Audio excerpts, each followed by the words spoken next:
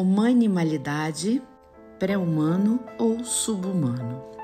Os elementais, desde os infinitamente pequenos, existem em reinos adequados a eles. Porém, entre o homem e o animal, existe o reino que preferimos chamar de pré-humano, por encontrarmos subsídio nas obras da codificação. Observe a questão 609 do Livro dos Espíritos. Pergunta: o espírito, entrando no período de humanidade, conserva traços do que foi antes do período que se poderia chamar de pré-humano? Resposta: depende da distância que separa os dois períodos e o progresso realizado. Durante algumas gerações, pode ter sinais mais ou menos pronunciados do estado primitivo, porque nada na natureza se faz por transição brusca. Sempre há anéis que ligam as extremidades das cadeias dos seres e acontecimentos. Somente depois de adquirirem largas e indispensáveis experiências, esses seres, ora estagiando no reino intermediário entre o animal e o homem, alcançarão o estado de humanização. Analisemos as lições a seguir. Se nos reportamos aos bilhões de inteligências subhumanas que são aproveitadas aos múltiplos serviços do progresso planetário, cercam o domicílio terrestre, demorando-se noutras faixas de evolução.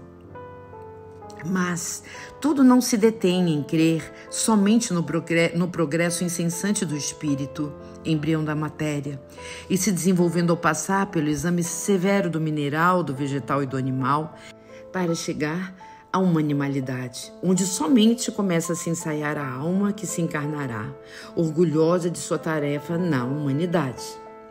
Executar primeiro e mais tarde, quando preparados e equipados com o conhecimento e o discernimento necessários, prescindir a sua destinação.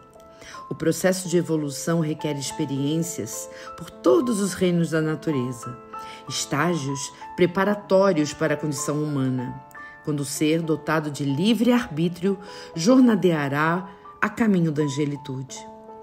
Todas as condições de vida são úteis e também necessárias ao concerto universal.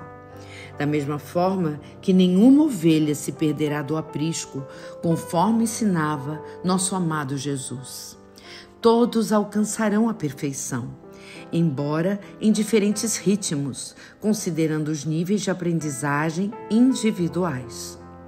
Quem não cumpre aqui dolorosa penitência regenerativa pode ser considerado inteligência subhumana. Milhares de criaturas utilizadas nos serviços mais rudes da natureza movimentam-se nesses sítios em posição infraterrestre. A transição pelos estágios evolutivos, segundo André Luiz, nem sempre ocorre de forma tranquila. Há os que se demoram na retaguarda, renitentes às transformações que cada etapa oferece, prolongando muitas vezes e de forma dolorosa a experiência regenerativa, postergando a realização da sua plenitude. Desde o nosso lar, considera-se o estágio entre os elementais como uma etapa natural do desenvolvimento, de uma experiência educativa preparatória para os exercícios mais avançados de aprendizagem. Todos nós fomos estagiários nos incontáveis reinos da natureza, realidade condizente com a perfeição e a justiça das leis divinas.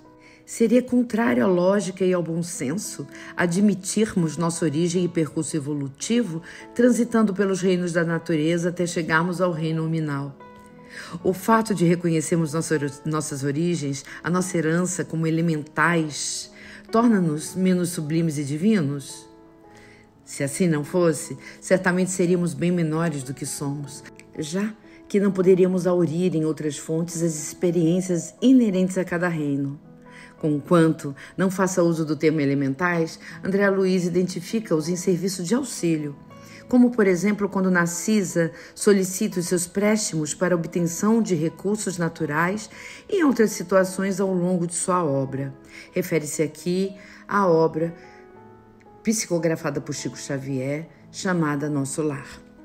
Presentes em todos os reinos, os elementais são a base de coesão e os alicerces da vida em toda a extensão da natureza. Embora a época não possibilitasse maiores esclarecimentos sobre o assunto, Dr. André Luiz nos transmitiu informações valiosas a esse respeito, ainda hoje ignoradas por muitos. Assim, é oportuno lembrar o que Allan Kardec profetiza no item 7 da introdução de O Livro dos Espíritos. Quando a crença espírita estiver bastante difundida, quando for aceita pelas massas, a se julgar pela rapidez com que se propaga, esse tempo não está longe, acontecerá com que o espiritismo, o que ocorre com todas as ideias novas que se encontraram em oposição. Os sábios irão render a evidência. Rememoremos a sequência de nossa caminhada evolutiva e todas as possibilidades de aprendizagem e evolução que alguns destes reinos nos propiciam. No reino mineral, expandimos a atração, a gravitação e a repulsão e iniciamos a sensibilidade. Segundo Kardec, abre aspas, as obras ditas da natureza são um produto de forças naturais que agem mecanicamente em consequência das leis de atração e de repulsão. As moléculas dos corpos inertes se agregam e se desagregam sob o império dessas leis. Já no reino vegetal, aperfeiçoamos a atração e a gravitação e a repulsão, elevando então a sensibilidade ao nível do sistema nervoso embrionário, como nos informa Joana de Ângeles, que diz: o amor é de essência divina, porque nasce na excelsa paternidade de Deus. Emanação sublime, encontra-se ínsito no hálito da vida, quando o psiquismo em forma primitiva mergulha na aglutinação molecular, dando início ao grandioso processo da evolução. Na sua expressão mais primária, manifesta como a força carregada de unir as partículas, compondo estruturas minerais, transferindo-se ao largo dos bilhões de anos para as organizações vegetais, nas quais desenvolve o embrionário sistema nervoso na seiva que mantém a vida através do surgimento da sensibilidade.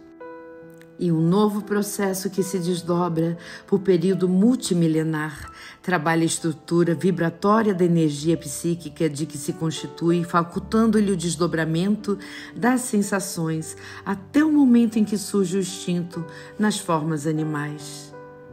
As plantas nascem, brotam, crescem e se multiplicam sempre do mesmo modo, cada uma em sua espécie, em sua virtude dessas mesmas leis. Joana de Ângeles esclarece como se processa a transição da consciência embrionária nas estruturas minerais e vegetais de um reino a outro para a formação da sensibilidade. No reino animal, aperfeiçoa o instinto e dá-se o início ao desenvolvimento da inteligência. Kardec prossegue na mesma obra, citando: ocorre o mesmo com os animais. Essa regularidade mecânica no emprego das forças naturais não acusa uma inteligência livre. Tudo isto é verdade, mas essas forças são efeitos que devem ter causa e ninguém pretende que elas constituam a divindade. No reino subhumano, aperfeiçoamos a inteligência, sublinando paulatinamente todos os potenciais adquiridos nas etapas anteriores. Iniciamos a aquisição do mecanismo racional, no início da humanização, ainda como consciência subhumana, também chamada de reino elemental. No reino nominal, aperfeiçoamos a razão e começamos o exercício inicial da intuição, que segue sua trajetória a caminho da angelitude, objetivando a conquista do amor universal. Muito boa noite, querido irmão. E fechamos com um pequeno poema que diz: a pedra sonha com a sensação de planta, a árvore aspira ao instinto animal. A fera vislumbra a inteligência, o selvagem candidata-se à luz da razão. O homem deseja para si o brilho do anjo, e o anjo entrevê a celeste escalada de posições que ainda lhe cabe atravessar no rumo da integração com a munificência divina.